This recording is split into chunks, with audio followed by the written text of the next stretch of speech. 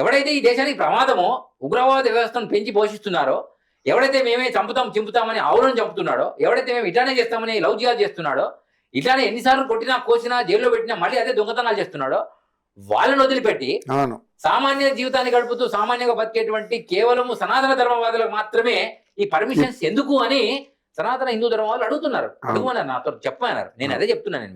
నేనేమంటున్నా, దీన్ని రక్షక భటులు ఆలోచన చేయాలి, డీజీపీ గారు ఆలోచన చేయాలి, ఆ సిఐలు ఎస్ఐలు చాలా మంది ఇప్పుడు పోలీస్ వ్యవస్థలో 95%లో 95% హిందూ పోలీసులే ఉంటారండి. ఒక 5% ఇతర మతస్థులు ఇతర ప్రాంతస్తులు ఎవరో ఉంటారు.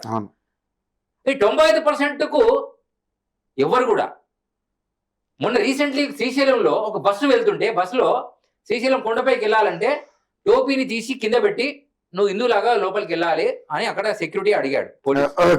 అప్పుడు వాళ్ళు ఏం చెప్పారు, చూడండి మా డిపో మేనేజర్ నాకు ఈ డ్యూటీ వేయకపోతే నేను ఈ శ్రీశైలంకి రాను కదా, 30 సంవత్సరాలు నేను నడిపిస్తున్నా అంటే నీకు అర్థమైందా?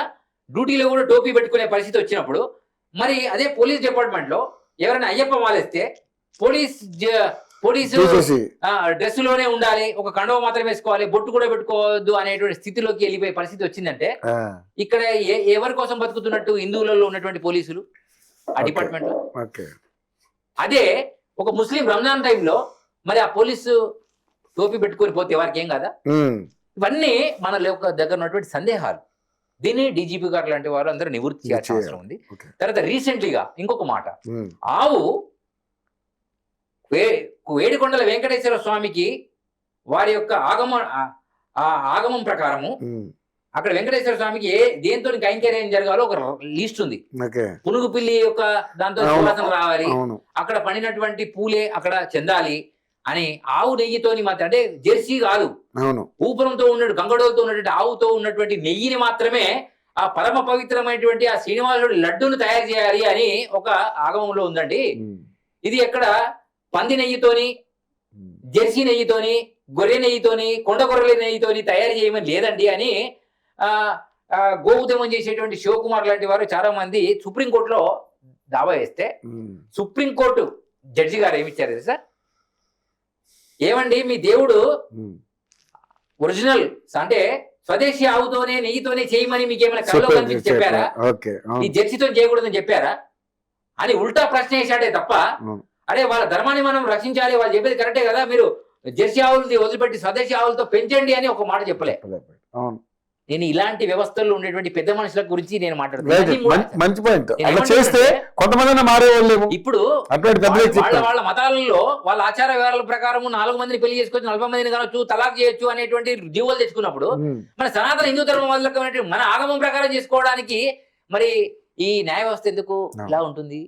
ఒక మాట. రెండో విషయం, ఒక అమ్మాయి ఈ మధ్య ఒక భర్త ఇంకో అమ్మాయితోని భార్య ఉండంగానే వెళితే ఆ భార్యతో వెళ్తే అక్కడ భార్యను ఏం అనడానికి వీల్లేదు. ఇంకో ఆమెతో వెళ్తే కూడా ఈ భార్య ఆమెను అనడానికి వీల్లేదంట. అంటే భర్తను అనాలి. అటువంటి జీవోలు మన న్యాయ వ్యవస్థలో, భారతీయ న్యాయ వ్యవస్థ ఈ పనికి మాలినటువంటి జీవోలు, పనికి మాలినటువంటి 3 ఆచార వ్యవహారాలను పాటించేటువంటి ఈ ప్రభుత్వాలు కావచ్చు, అది జడ్జీలు కావచ్చు, లాయర్లు కావచ్చు, యాక్టర్లు కావచ్చు, డాక్టర్లు కావచ్చు, స్వామీజీలు కావచ్చు, పురోహితులు కావచ్చు, బ్రాహ్మణులు కావచ్చు, ఇంకా జంగములు కావచ్చు, టీవీ వ్యవస్థలో ఉన్నటువంటి అన్ని టీవీ ఛానల్స్ కావచ్చు, మనం ఏదైనా హైలైట్ చేస్తాం. టీవీ ఛానల్ చెడు కానీ మంచిగా హైలైట్ చేస్తాం. ఎందుకో తెలుసా? దాని పరమార్థం బయటికి రావడానికి చేయాలి. ఈరోజు మార్వాడి గోబ్యాక్ అనేటువంటిది పనికి మాలిన విషయమే అది.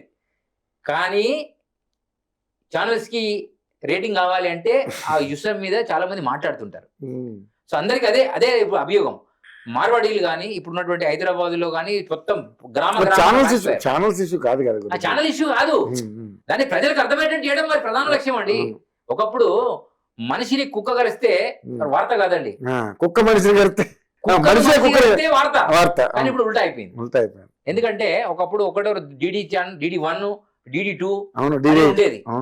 ఇప్పుడు DD 100 దాడిపోయినాయి. ఎన్ని ఛానల్ ఉన్నాయో కూడా తెలియదు. నేనేమంటున్నానంటే సత్యాన్ని చెప్పాలి.